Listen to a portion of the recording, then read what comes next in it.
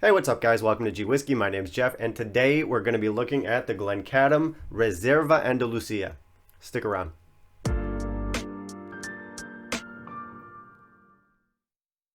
Now, if you clicked on this video, you've probably heard of Glencadam, but not a lot of people have. It's not a really well-known brand. It's not something that people really talk about or discuss outside of whiskey circles. They're a bit of an underdog distillery, which I think some people kind of respect. Certainly within the whiskey community, they're pretty well regarded. They're known for having affordable whiskeys, naturally presented whiskeys, and whiskeys of a certain quality. So they definitely do have their fans. Glencadam's superstar whiskey is probably this guy right here. This is the 10-year-old, and it's pretty famous. A lot of YouTubers like to talk about it. They'll put it in their list for, best bang for buck whiskeys or, great affordable deals, that kind of thing.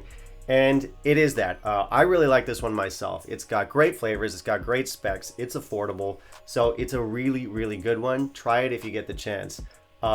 It's also one of those whiskeys that really, really works at a younger age. Some other examples of 10-year-olds that really, really work might be something like a Glenmorangie or a Talisker. They also work pretty well at a relatively young age, and that's actually kind of rare in the whiskey world. A lot of younger whiskeys, they do run the risk of coming off a little bit hot or a little bit not ready just yet. Something like this, you definitely get the youth in it, but it works in its favor. You get sort of like this vibrant zestiness. It all comes together. It's balanced, it's complex, it's beautiful. So they make a great younger malt whiskey, and I think they know that, and this might be their attempt to kind of capitalize on that. So yeah, this one's a no age statement. We can assume that it is pretty young. And this actually isn't their only no age statement on the market right now. They have another one. That one's called 1825 Origins. I haven't tried it. I did look up the specs though. Apparently that one's matured in bourbon barrels and then finished in Oloroso sherry casks. And that is a little bit different than what we've got here. What we've got today is matured in bourbon and sherry casks, then they combine it. And then they finish it in Oloroso sherry casks. So a little bit of a difference there. I'm not quite sure how the two compare. Apparently the sherry finish on this lasted a minimum of 12 months, so it should have a decent amount of sherry in the profile. This was a 2020 release. It came out around the middle of last year, I want to say. And apparently, according to the website, it pays homage to the relationship between Glencadam Distillery and the famous sherry region of Spain, Jerez, and Andalucia. Cool. I mean, I don't think that's particularly interesting. I think a lot of distilleries buy sherry casks from that region, so I mean, why not? A little bit of marketing there for you. Beyond that, one thing that I did find of note is that a few websites, although not all, listed this as a limited release. So that might be the case, although I cannot verify that. At least for now, though, I know that it is still widely available on the global market. As is usually, if not always the case with Glencadam, we have some pretty good specs here. So we've got our 46%, we've got our unchill filtered, and we've got our natural color. So all of that works for me. The color of our whiskey is going to be kind of like a light amber here.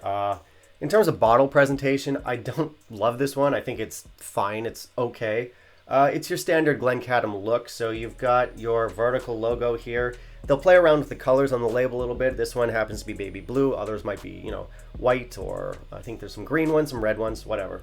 I do like that we have unchill filtered and no color added. That's not just something we see on the box, but on the label itself. That's appreciated.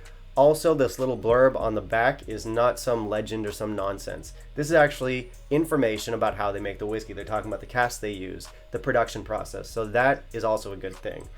But just the look itself, I don't find it particularly interesting aesthetically. It'll get an extra 0.5 just because it gives us all that information that we need. But beyond that, it's an okay bottle. 2.5 out of 5. It doesn't pop off my bar shelf. I don't really look at it much. It's fine. For the nose here.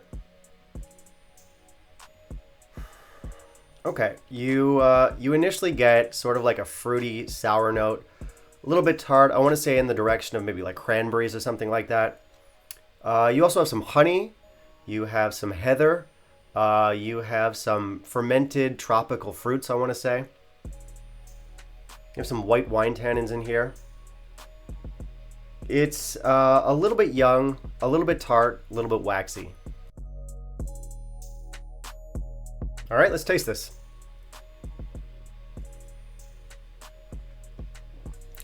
Okay, sherry up front. You have some oak, a little bit of spice in here. I do kind of get the sense that the sherry is masking some of the younger notes in this. But yeah, it's definitely sherry, and it takes you in a little bit of a sweeter direction than what was promised by the nose. And that's actually kind of a good thing. You also have some baking spices and I want to say boiled fruit. Is that a thing? All right, let's check out the finish.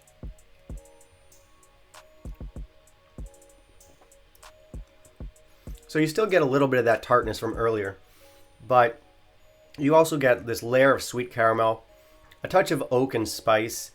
Again, it's sweeter than what I thought it would be on the nose, and I still do appreciate that. Those sweeter notes do kind of save it.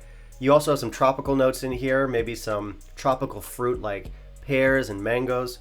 There's some honey, there's some heather in here. Length, I'd say medium in length, and a little bit waxy still. As I mentioned earlier, I am a pretty big fan of the 10. I think it's a really nice whiskey.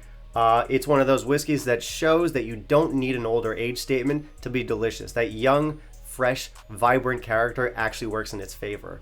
So when I found out this one was coming out, I knew it would be a no age statement, and I knew it would probably be a little bit younger still than the 10. But I figured I'd give it a go. And when I did, I'll be honest, I was a little bit disappointed. One thing of note about this whiskey is that I noticed that it didn't do very well when I had it in the context of a session. So I had some friends over the other day and we were going through several bottles. We had a lineup on the table.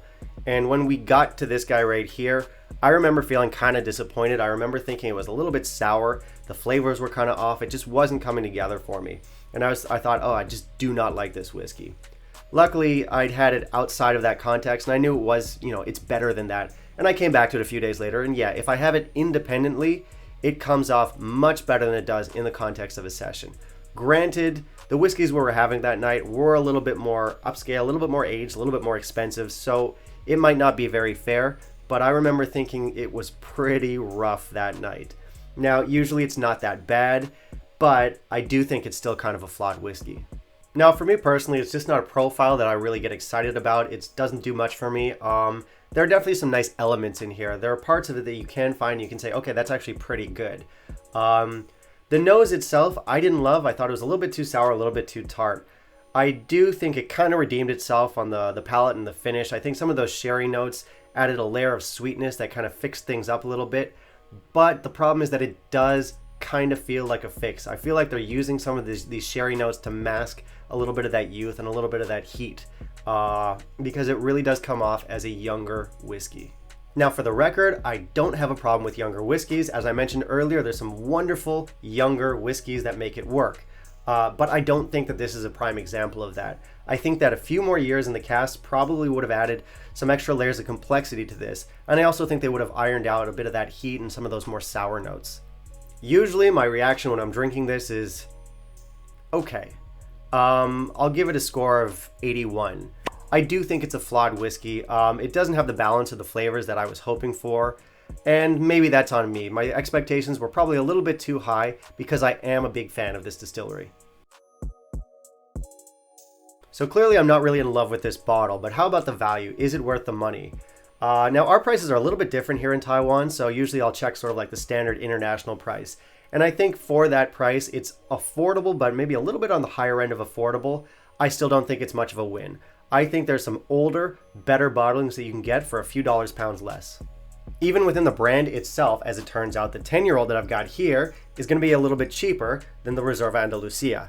Now, that being the case, I certainly would recommend this one first. It's a better whiskey as far as I'm concerned, personal opinion. But maybe you've tried it and you didn't really like it, or maybe you want to explore Glencadam a little bit more without spending too much money, or maybe you want to see what a younger Glencadam tastes like with a bit of a sherried touch. Now, if any of that's the case, then yeah, by all means, try this out. Just because it wasn't for me doesn't mean it's not going to be for you. You try it, make up your own mind, and see where that takes you.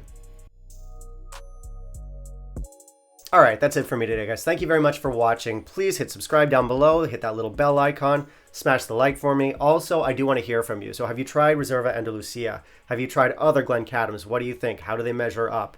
Also, what would you like to see me review next? I want to hear from you. Put it down in the comments below, and we'll see you next time. Bye, guys.